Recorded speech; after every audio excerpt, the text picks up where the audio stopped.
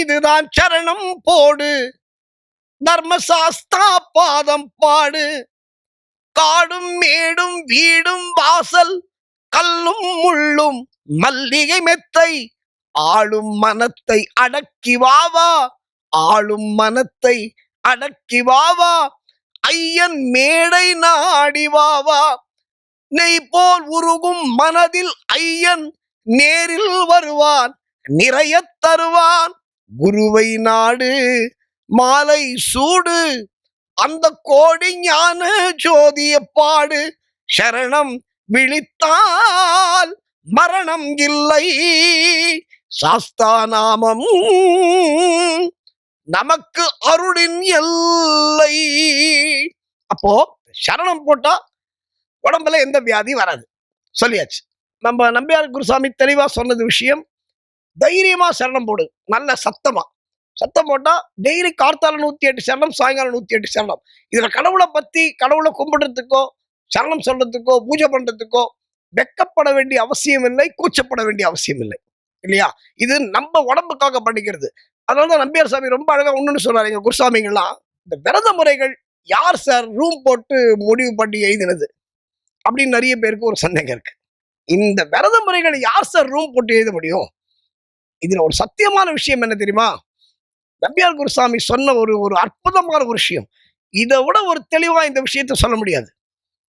விரதம் இல்லாம சபரிமலைக்கு போறது என்பது காசு இல்லாத மாலுக்கு போற மாதிரி, கையில பர்ஸ் இல்லாம கடைக்கு போற மாதிரி. நான் உங்களுக்கு புரியுற மாதிரி சொல்றேன். நீங்க இன்னைக்கு ரொம்ப அட்வான்ஸ்ட் போன் 1 லட்சமா இருக்கலாம், 2 லட்சமா இருக்கலாம், 3 லட்சமா இருக்கலாம், 35,000 இருக்கலாம், 40,000 இருக்கலாம், 10,000 இருக்கலாம். இவ்வளவு ரூபாய்க்கு நீங்க போன் வாங்கினாலும் ஒரு சின்ன சிம் போடலன்னா அந்த போன் வேஸ்ட், பொம்மை தானே. இப்ப நீங்க என்னதான் பெரிய போன், 2 லட்சம் ரூபாய் நான் போன் வச்சிருக்கேன் சார், நான் வந்தா சார், சரி ஓகே வச்சுக்கோ, உள்ள ஒரு சிம் இல்லைன்னா அது வேஸ்ட்.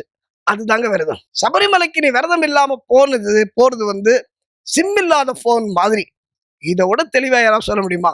அதை விட முக்கியமான விஷயம் என்ன தெரியுமா?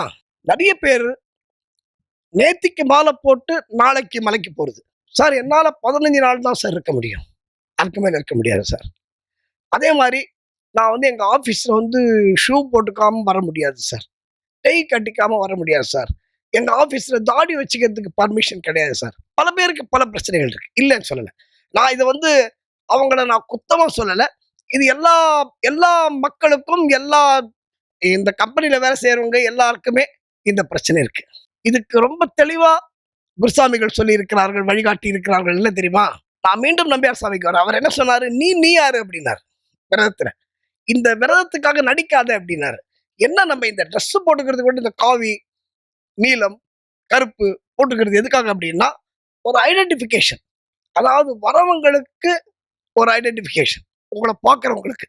ஏன்னா சில பெண்கள் மாதவிடாய் இருப்பார்கள்.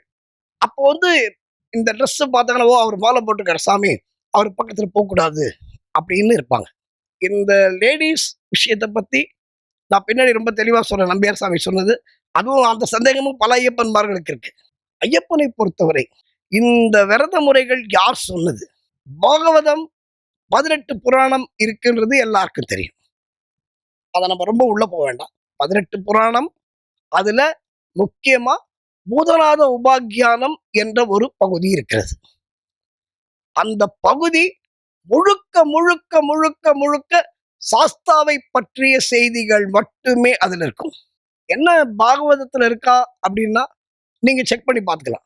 இது நான் இவ்வளவு பெரிய சேனல்ல பேசும்பொழுது ஒரு பொய் சொல்லிட்டு போக முடியாது. பூதநாத உபாக்கியானம் என்ற பகுதி, அந்த பூதநாத உபாக்கியானத்திலே சபரி யாத்திரை விதிமுறைகள்னே இருக்கு தனியா. இது எப்ப புக் எழுதினது? இந்த காலத்துல நாங்கள்லாம் உட்காந்து எழுதின புக் இல்லை, இந்த குருசாமிகள்லாம் எழுதி வச்ச புக் இல்லை. ஐயப்பனே உபதேசம் செய்த விரத முறைகள் மட்டுமே அந்த பூதநாத உபாக்கியானத்திலே சொல்லப்பட்டிருக்கிறது.